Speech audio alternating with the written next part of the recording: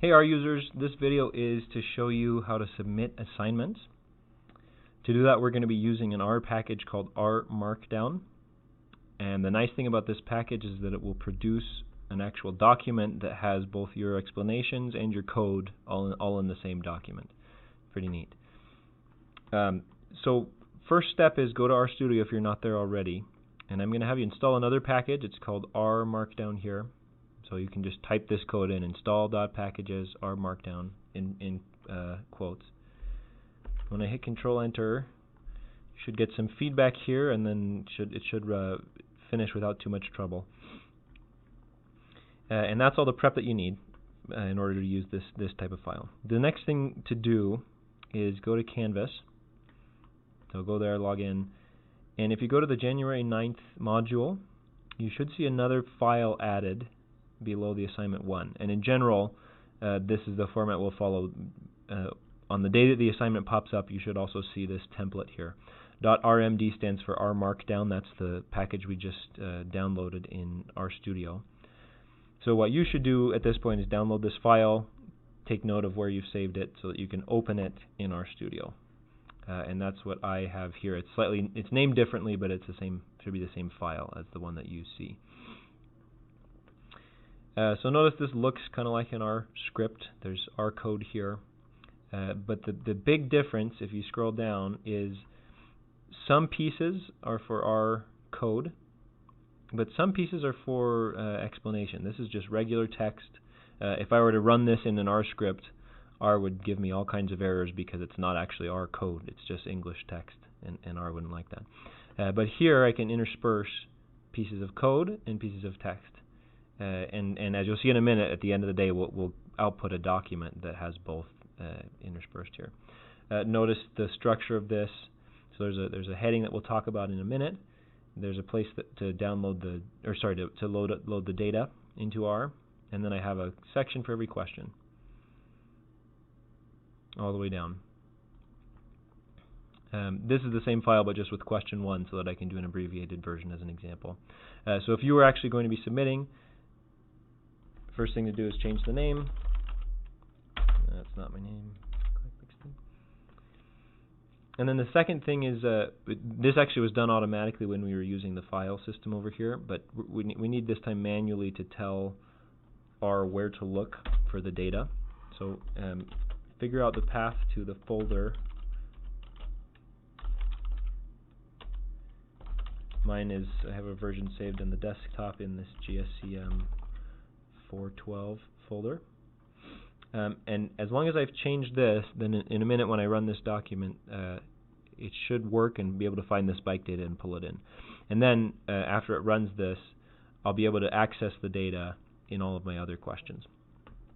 So question 1, how many columns are in the blue bike strip data? You probably already have this answer somewhere, and you can copy paste it if you'd like. I'm just going to type my response here and call of bike data. And then for this one, this probably doesn't require any explanation, but just so that you see how it works for further questions. Let's say I wanted to do, let's see, this is my submission for question 1, as just an example. All right, and then if you were really doing this, you'd go on to the other questions. But right now, let me show you the next step. So if you hit this knit button up here, what that will do is it'll run all of the code chunks in the document, and it will also look at the word pieces and put them together. And this is what it will look like, as long as everything works out. So you've got the title. This is you changed your name, and then there will be a section for each question.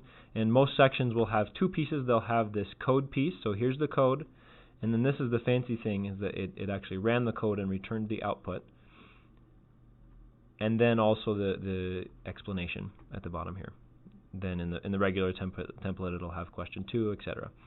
Some of them you may not need a code chunk, and if there's one there, you can just delete it and just submit your answer for the conceptual ones and the reflection. Okay. So in terms of submission, there's one more step. So it actually generated that file in whatever folder your template is saved in. And so many of you have submitted via Canvas before. I'm back in Canvas now. Go to Assignments, and the relevant assignment, which in this case is Assignment 1. Submit assignment. So here's the last key thing for submission is, let's see, desktop.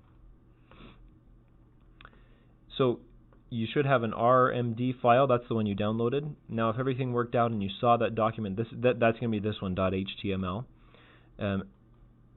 Definitely submit the HTML file. And then I strongly recommend also submitting this RMD file, just in case something goes wrong with the HTML.